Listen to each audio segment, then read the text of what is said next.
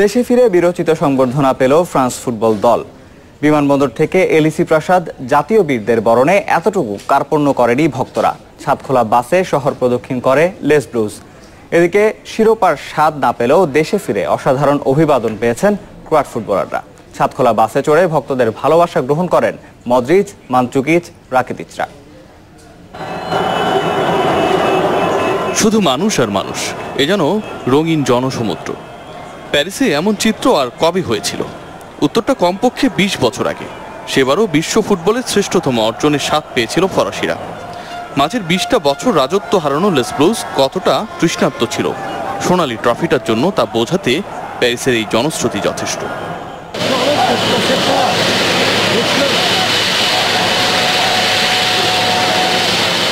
Air ফ্রান্সের বিমানে আগমন, ফুটবল শ্রেষ্ঠত্বের স্মারক হাতে নেমে এলেন অধিনায়ক হুগো লরিস। পাশে ইতিহাসের শর্ট লিস্টে নাম লিখানো কোচ দিদিয়ের দেশাম। বিমানবন্দরই হয়ে গেল আনন্দ উদযাপনের একজোট।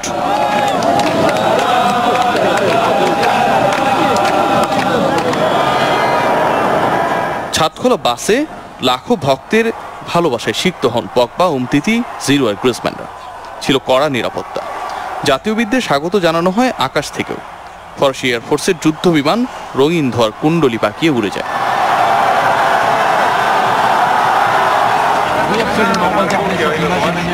সংবাদ মাধ্যমে আনুষ্ঠানিক কোনো বক্তব্য দেননি কেউই। কি আর বলার আছে? এলিসি প্রাসাদে দলকে অভ্যর্থনা জানান প্রেসিডেন্ট ইমানুয়েল ম্যাক্রো। এরপর সমবেত কণ্ঠে জাতীয় সঙ্গীত।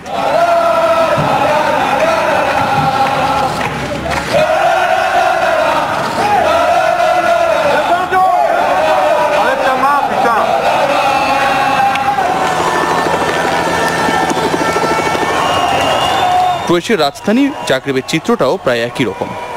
শুধু শহর দুটি আলাদা। কাছে গিয়েও শিরোপা ছুঁতে না পারার কষ্ট নেই মদ্রিচ, মানজুকিচদের। যা করেছেন সেটাই বা কম কিসে। বর্ণিল ধোয়ার ঢেউ, জনসমুদ্র, ছাদখোলা বাসে অভিবাদন গ্রহণ সবই ছিল। নতুন অধ্যায়ের সূচনাকারী ক্রোয়াট বীরদের বরণ করে নিতে এতটুকু কার্পণ্য করেননি জাগ্রেববাসী। রিয়াসাদ আজিম, চ্যানেল 24। ফরাসি প্রেসিডেন্ট ইমানুয়েল ম্যাক্রন সহ ড্রেসিং রুমে উৎসবে মেতেছে ফ্রান্স দল। দলকে সান্ত্বনা দিতে ক্রোয়েশিয়ার ড্রেসিং রুমে হাজির প্রেসিডেন্ট কালিন্দা গ্রাবারো। এছাড়াও দু দলের ড্রেসিং রুমেই ঢু মেরেছেন ফিফা সভাপতি জিয়ান্নি ইনফান্তিনো। এমনকি রাশিয়ার প্রেসিডেন্ট ভ্লাদিমির পুতিনও সাথে ছিলেন, যা দেখবো আজকের গাজীটার of ট্রেকে।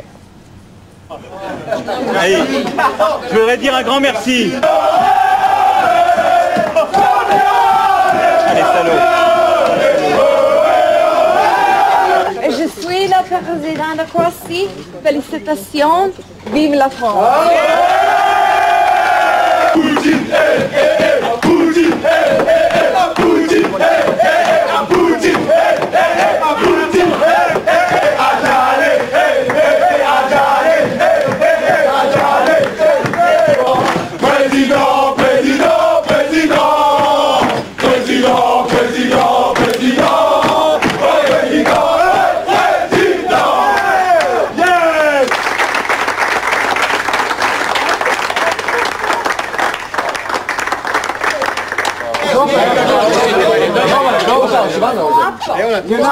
Dobro je ovdje predsjednica.